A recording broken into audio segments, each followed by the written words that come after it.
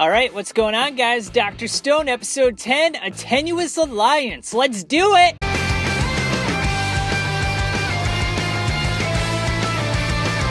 Alright, so we got a lot going on in this episode, so let's get right into it. So first things first, Shishio releases Gen from the stone structures. We go back in time, and Shishio releases Gen, and this is the first person that Shishio releases, and he basically tells him, I'm gonna build a whole new world. I'm not gonna do it with the old bureaucrats, the old elitists that basically corrupted everyone. I'm gonna do it my way and corrupt them in my fashion. You know, the irony is just so bold and obvious, and it's like, god damn it, do they think the viewer doesn't see it? But anyway, that's what they do. So his first mission obviously was to confirm whether or not Senku was alive or dead. This is when we go back to the present time when he freaking gets attacked, Gen that is, by fucking magma. Not the lava, the guy who got tricked in the previous episode with the flower trick. This magma dude, he just fucking loses it. He's just like, I'm gonna beat this little asshole. I'm gonna give him a few punches to the liver,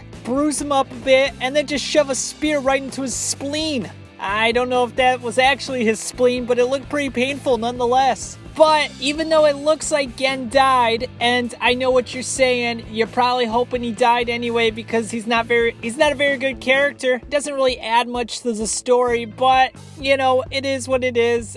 He actually survived. He had some, I don't know if you would call them blood packs around his body. I don't even know what they were, to be honest. I don't even know if they said what they were. They were just some packs that looked like blood. I don't know if they were like food dye or coloring, but where would you get that in a stone world? What did he use? Man, this is gonna bug me now. Anyway, so as they're healing up Gen, he's resting inside the hut. He's got a couple leaves on him. Apparently, those are magical leaves that heal with the power of science. Kohawk basically tells a story where Magma is trying to get rid of any competition he can because he's trying to win a tournament known as the Grand Bout. And by doing so, he'll win the hand of Kohawk's sister. So he wants to win the hand of Ruri, but Kohawk stopped him the first time. Unfortunately, this time around, they're going to do the tournament over again because they need to figure out who's going to marry Ruri, because whoever ends up marrying Ruri will basically be the leader of the village. And of course, Kohawk can't marry her own sister unless we're living in some sort of incest fantasy, anime fantasy land. Incest anime fantasy land. Which I know some of you probably do on a daily basis, if you know what I mean. I'm not judging, though. Anyway, so Kohawk decides, okay, well, we can't let Magma win, so she decides to start training Kino in Jinro, and basically encourages Chrome to start training with her as well, because, you know, it feels like Chrome would have the best chance at stopping Magma. And, you know, it just so happens that Chrome also has a little crush on Ruri, so it all kind of works out in the end. So they all do their little training thing there. And then in the meantime, as Gen is healing up, he's it looks like he's sleeping, but he starts whispering something, and Senku kind of leans over him. He gets all on top of him, and he starts to thrust his genitals into his yeah, this episode's got a lot of homosexual vibes in it, I gotta say. I mean, not that I'm against the thing, but, you know, they had the thing with Kohawk and her sister, and then Senku's laying on top of Gen. I mean, they're just, they're going 21st century super liberal, which, you know, take it for what you will. This isn't a political podcast, it's an anime podcast. It's not even a podcast, it's a freaking review channel.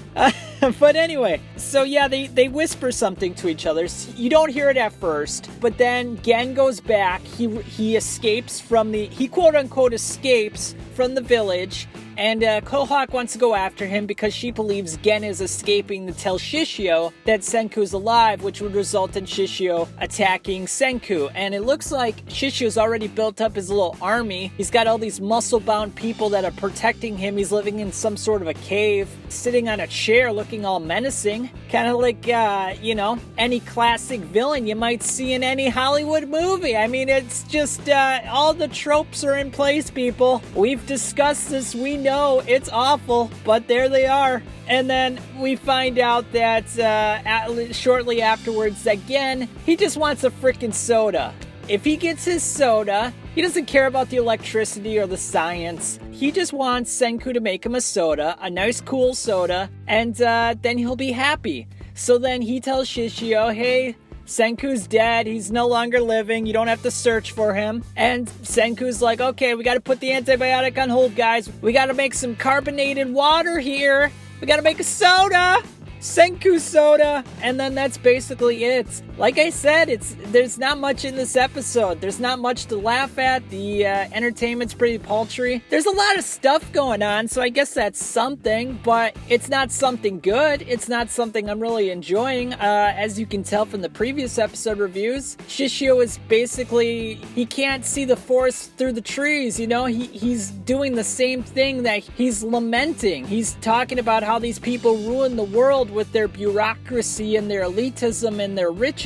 And yet it looks like he's gonna do the same thing through strength. Senku obviously knows everything about everything, and apparently knows how to make soda too. Maybe he'll start making nuclear warheads in the future. You never know. Maybe an airplane. Maybe a vegetable steamer. Who knows? Maybe some actual shoes. But anyway, I'll catch you on the flip side.